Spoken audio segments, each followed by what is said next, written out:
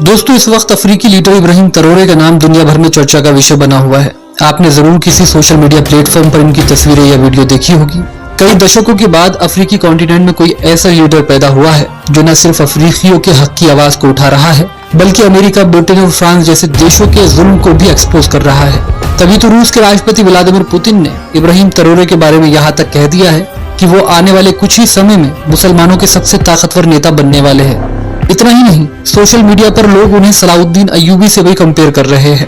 आपको बता दें, सत्ता पर काबिज होते ही इब्राहिम ट्रैओरे ने सबसे पहले फ्रांस की आर्मी को अपने देश से निकाल कर फेंका। उसके बाद गजा के मसले पर इजराइल और उसके सहयोगियों का खुलकर विरोध किया। सिर्फ इतना ही नहीं, वो अपने काले रंग की वजह से खुद को हजरत बिलाल हबशी के खानदान का बताकर पूरी मुस्लिम कौम के लिए ये पैगाम भी दे रहे हैं कि कौम अपने आप को यतीम न समझे।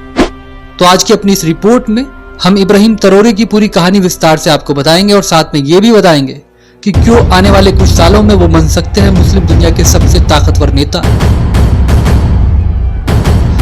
दोस्तों, इब्राहिम ट्रैओरे की कहानी को समझने के लिए हमें वक्त में थोड़ा पीछे जाना होगा। आज से तकरीबन 36 साल पहले सन 1988 में बुर्किना फासो के एक छोटे से गांव केरा में एक मिडिल क्लास परिवार में उनका जन्म हुआ। अपने शुरुआती दिनों से ही उन्हें सेना ज्वाइन करने का बहुत शौक था और इसी वजह से वो बुर्किना फासो की सेना में शामिल हो गए। वक्त गुजरता रहा, माली में यूएन की शांति सेना में भी उन्होंने काम किया और इसी वजह से उनकी बहादुरी को देखते हुए और उनके नेतृत्व की क्षमता को पहचानते हुए उन्हें विश्व के सबसे दूरदर्शी आर्मी जनरल्स में गिना जाने लगा। लेकिन 2022 में उनकी जिंदगी ने ऐसा मोड़ लिया जिसने उन्हें रातों रात सुर्खियों में ला दिया। जी हाँ दोस्तों, आपको बता दें, सितंबर 2022 में इब्राहिम ट्रैओरे ने अपने साथी सैनिकों के साथ मिलकर एक तख्ता पलट किया और तत्कालीन अंतरिम राष्ट्रपति पॉल हेनरी दमीबा को सत्ता से हटा दिया और मात्र 34 साल की उम्र में वो बन गए बुर्किना फासो के राष्ट्रपति। लेकिन सवाल ये है कि ये तख्ता पलट क्यों हुआ और क्यों इब्राहिम ट्रैओरे ने ऐसा किया। आपकी जानकारी के लिए बता दें, बुर्किना फासो पश्चिमी अफ्रीका का एक छोटा सा देश है। पिछले कई सालों से इस देश में ISIS, अलकायदा जैसे आतंकवादी संगठनों का संकट है और हजारों की तादाद में वहां पर अब तक आम लोग मारे गए हैं। एक आंकड़े के अनुसार ISIS और अलकायदा के हमलों में 2020 से 22 के बीच 4000 लोग मारे गए। इसके अलावा 20 लाख लोग इन आतंकी संगठनों के डर से विस्थापित हुए। 2022 में जब दमीबा सत्ता पर थे, लोग सड़कों पर उतर आए क्योंकि उनकी सरकार आतंकवाद, गरीबी और बेरोजगारी से निपटने में नाकाम रही। जब इब्राहिम ट्रैओरे को लगा कि उनका देश टूटकर बिखर रहा है तो वो सामने आए। उन्होंने वादा किया कि वो आतंकवाद के खिलाफ लड़ेंगे और बुर्किना फासो को विदेशी शक्तियों से आजाद कराएंगे।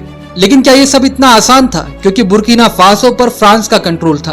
कहने को बुर्किना फासो आजाद था, लेकिन वहाँ के रिसोर्सेज पर, खासकर गोल्ड के जखीरे पर फ्रांस का कंट्रोल था और इससे फ्रांस बड़ा मुनाफा कमा रहा था, जबकि ये पूरा जखीरा बुर्किना फासो का था।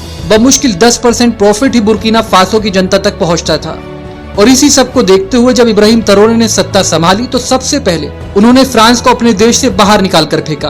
फ्रांस की सेना बुर्किना फासो में मौजूद थी। फ्रांस इतने आसानी से निकलने वाला नहीं था क्योंकि फ्रांस विश्व की सुपर पावर शक्तियों में गिना जाता है। लेकिन इब्राहिम ट्रैओरे ने ये साफ कर दिया था कि अगर फ्रांस इनके देश से नहीं निकलता है, अपनी सेना को बाहर नहीं निकालता है, तो वो युद्ध के लिए तैयार रहे।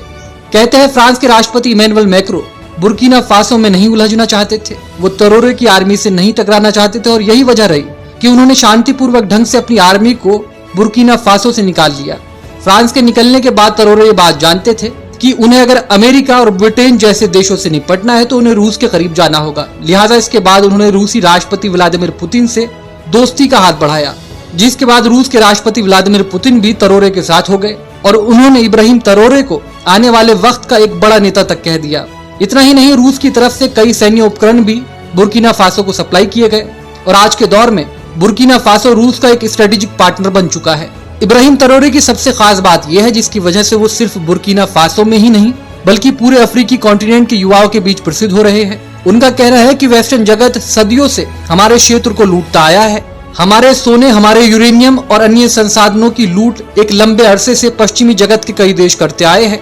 ये सारे संसाधन, ये सारा जखीरा हमारे अफ्रीकी लोगों के लिए है। अब आने वाले वक्त में हम अफ्रीकी कॉन्टिनेंट में और ज्यादा लूट नहीं होने देंगे। और दोस्तों, यही वजह है कि लगातार इब्राहिम ट्रैओरे की प्रसिद्धि पूरे अफ्रीकी कॉन्टिनेंट में फैलती जा रही है। सिर्फ इतना ही नहीं, सत्ता संभालने के बाद से वो लगातार इजराइल के खिलाफ भी बोलते आए हैं।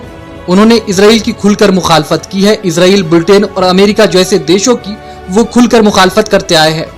ये इब्राहिम तरोरे जैसे नेता का ही प्रभाव है जिसकी वजह से साउथ अफ्रीका, इजराइल और अमेरिका को इंटरनेशनल कोर्ट ऑफ जस्टिस तक खींच ले गया। और किसी भी वैश्विक मंच पर कोई ऐसा मौका नहीं गुजरता जब वो इजराइल की निंदा न करते हो। लेकिन इस अफ्रीकी नेता का एक बयान जिसकी वजह से ये दुनिया भर के मुसलमानों की नजरों में आ गया है और इस वक्त चर्चा का विषय है, वो ये है कि इब्राहिम तरोरे ने अपनी तुलना हजरत बिलाल हबशी से कर दी है। उन्होंने कहा है कि मैं हजरत बिलाल हबशी के खानदान का हूँ, मेरा ताल्लुक भी उन्हीं से है, उन्हीं का वंशज हूँ और कौम अपने आप को बिल्कुल भी यतीम न समझे। जब से इब्राहिम तरोरे ने ये बयान दिया है, लोग उन्हें एक मसीहा के तौर पर देख रहे हैं। कुछ लोगों का तो यहाँ तक कहना है कि उनकी सोच में सलाहुद्दीन अयूबी जैसे तेवर नजर आते हैं। फिलहाल दोस्तों, ये तो आने वाला वक्त ही बताएगा कि इब्राहिम तरोरे किस तरह के राजनेता निकलते हैं, किस तरीके के शासक निकलते हैं, क्योंकि उनसे पहले भी कई ऐसे शासक हुए जिनकी प्रसिद्धि पूरे विश्व में हुई। सद्दाम हुसैन इसका बड़ा उदाहरण है। लेकिन वक्त के साथ साथ न उनकी सत्ता रही और न वो खुद